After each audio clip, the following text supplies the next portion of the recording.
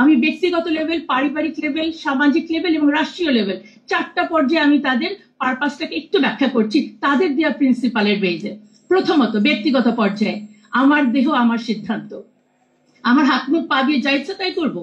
আমি কি বিবস্ত্র হয়ে জনসম্মুখে যাব? আমার দেহ তাই, সেটা আমার সিদ্ধান্ত। ব্যক্তিগত স্তর কোন জায়গায় নিয়ে গেলে আমাদেরকে চিন্তা করতে হবে। এবার চলে আসি পারিবারিক লেভেলে। পুরুষ হয়ে গেল নারীর প্রতিপক্ষ, হাজবেন্ডের বিরুদ্ধে আমরা এখন ফৌজদারি মামলা করব সেই ম্যারিটাল রেপ নিয়ে। এই যে দাম্পত্য কলহের একটা নতুন ইস্যু কিন্তু ঢুকিয়ে দিলেন, এটার শত্রু হয়ে গেল হাজবেন্ড। এবার আসেন, সম্পদের যতটুকু আমরা পাওয়ার কথা ছিল ওটাই পাই না।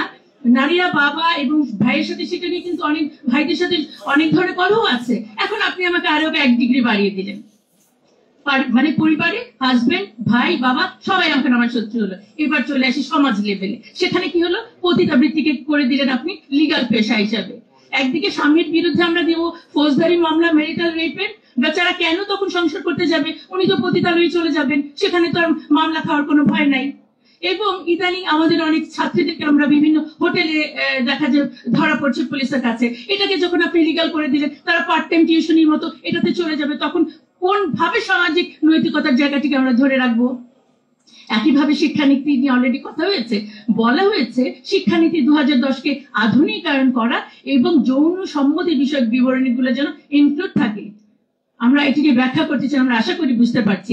এবং গণমাধ্যম, আপনারা যারা এখানে আছেন, বলা হচ্ছে গণমাধ্যমে নৈতিকতা, অশ্লীল যে শব্দগুলো ব্যবহার করা যাবে না, নৈতিকতা, অশ্লীলতা, সুস্থ বিনোদন, শালীনতাপূর্ণ পোশাক, ধর্মীয় অনুভূতি। আমি এই কথাগুলো গণমাধ্যমে বলতে পারবো না। আমি গণমাধ্যমকে তাহলে কোন পারপাসে ব্যবহার করছি? আরেকটা শব্দ, গণমাধ্যমে জেন্ডার স্টেরিওটাইপ কথা, ঘরের কাজ শুধু নারীর এবং নারীরা ধূমপান করবে না, এই কথাগুলো বলা যাবে না। আমি বলতে চাই ধূমপান তো নারী পুরুষ দুজনের জন্যই খারাপ, তাহলে নারীরা ধূমপান করবে না এই কথাটা বলা যাবে না কেন? আমাদের উদ্দেশ্যটা বুঝতে হবে তাদের। এবং ধর্মের সাথে সাংঘর্ষিক আইনের ফলে সামাজিক অবস্থা কতটা অস্থিতিশীল হয়েছে আমরা তাদের রিপোর্ট প্রদানের পর থেকে এখন পর্যন্ত এটি বুঝতে পেরেছি। তাহলে ব্যক্তিগত লেভেল, পারিবারিক লেভেল, সামাজিক লেভেল ক্লিয়ার। এবার চলে আসলাম আমি রাষ্ট্রীয় লেভেলে। এটি একটি ইহজাগতিক মানে প্রতিষ্ঠান, অবশ্যই তাই, তাদের সাথে ধর্মের কোনো সম্পর্ক নাই। কিন্তু আমাদের বক্তব্য হচ্ছে শুধু রাষ্ট্র কেন, ধর্ম ছাড়া কোনো প্রতিষ্ঠান টিকে থাকতে পারে না। এবং দুঃখজনক, তারা বলেছে সংবিধান থেকে নৈতিকতা এবং শালীনতা শব্দ দুটো বাদ দিতে হবে। বাকি আর থাকলো কি আমাদের? দেখেন, আসন বাড়িয়ে মানে যে আপনারা দেখবেন যে 300 আসনকে বাড়িয়ে 600 আসন করতে বলেছে। হ্যাঁ, তার মানে কি মমতাজ এবং শ্রমিক আসাদের সংখ্যা আরো বাড়বে। এটা কোয়ান্টিটেটিভ ডেভেলপমেন্ট এবং এটা আই ওয়াশ, যেটা আমি বলেছি যে স্থান পরিবর্তন করে সংখ্যা বাড়িয়ে আসলে কোনো ধরনের নারীর ক্ষমতায়ন অবশ্যই হয় না। সেটা গুণগত মানে ইয়ে হতে হবে।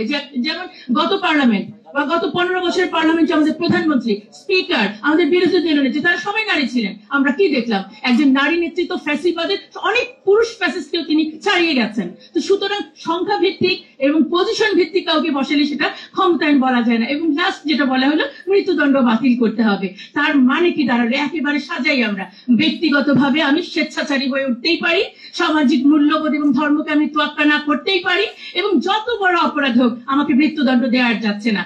সুতরাং এর চেয়ে বড় অরাজক অবস্থা আর কি হতে পারে?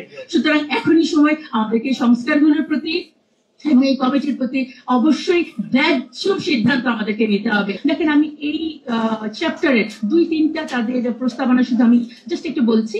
যেমন সমান অধিকার নিশ্চিতকরণের জন্য নাম্বার 1 যে বলা হয়েছে যে সরকারি বেসরকারি সকল বোর্ড এবং কমিশনে 1/3 নারী প্রতিনিধি থাকবে। শুধু তাই না, বিসিএস সহ সকল নারী মানে চাকরিতে নারীদের নিয়োগে বিশেষ পদক্ষেপ মানে হচ্ছে ধরেন কোটা। এবং এখানেই শেষ না, সচিব, জেলা প্রশাসক, বিভাগীয় কমিশনার, উপজেলা নির্বাহী কর্মকর্তা সকল পদে প্রমোশন দিয়ে হলেও সমান অধিকার নিশ্চিত করতে হবে। চিন্তা করে দেখেন, যে আলোচনাটা অলরেডি হয়ে গেছে যে জুলাই আন্দোলনে এই কোটাতে সূত্রপাত হয়েছিল, আর এর পরবর্তীতে আমরা প্রশাসন এবং সব জায়গায় সেই কোটাকেই পদক্ষেপ হিসেবে নিচ্ছি আমরা। দেখেন, সিভিল সার্ভিসের মতো একটি গুরুত্বপূর্ণ পদে নারী প্রতিনিধিত্ব বাড়ানোর জন্য প্রমোশনটাকে তাদের জন্য ইজি করে দেওয়া হবে, যে দিতেই হবে। এর চেয়ে হাস্যকর কি হতে পারে? মানে বিষয়টা হচ্ছে এমন যে যেমন আমাদের এই প্রথম সারিতে যারা বসে আছেন আমার সম্মানিত অতিথিবৃন্দ, আমাদের সবাইকে যদি আজকে এখানে বসিয়ে দেওয়া হয় তার মানে আমরা সবাই কিন্তু সভাপতি পর্যায়ে চলে গেলাম। এভাবে করে আসলে কিন্তু উন্নয়ন নিশ্চিত হয় না। আমাদের যেরকম বর্তমানে ডিস্ট্রিক্ট কমিশনার আছে আমাদের 64টা জেলায়, মহিলা হচ্ছেন 18 জন, উনাদের সুপারিশ মতো এটা হতে হবে অন্তত পক্ষে 32 জন মহিলা। তাহলে কি করতে হবে, অ্যাট এনি কস্ট সহকারী কমিশনারকে ডবল প্রমোশন 3 ডবল দিয়ে তাকে এখন আমাদের ডিসি বানিয়ে দিতে হবে। ঠিক একইভাবে দেখেন আরেকটা কথা বলি, যে জনপ্রশাসনের উচ্চ পর্যায়ে সিদ্ধান্ত গ্রহণকারী কমিটিগুলোতে অন্তত পক্ষে 30% নারী প্রতিনিধিত্ব নিশ্চিত করতে হবে। এটা শোনার সাথে সাথে আমার মাথায় আসে যে তারা কি কোনো কমিশন নাকি তারা ডোনার, আমার উপর ইম্পোজ করছে যে আদারওয়াইজ ফান্ড পাওয়া যাবে না। এটা কিন্তু খুবই অযৌক্তিক। এবং দেখেন এই চ্যাপ্টারে চাকরির বিজ্ঞাপনে নারীদেরকে আবেদনে উৎসাহিত করা হচ্ছে, এটা লিখতেই হবে। এইটার বিপরীতটা মানে হচ্ছে পুরুষদেরকে নিরুৎসাহিত করা হচ্ছে।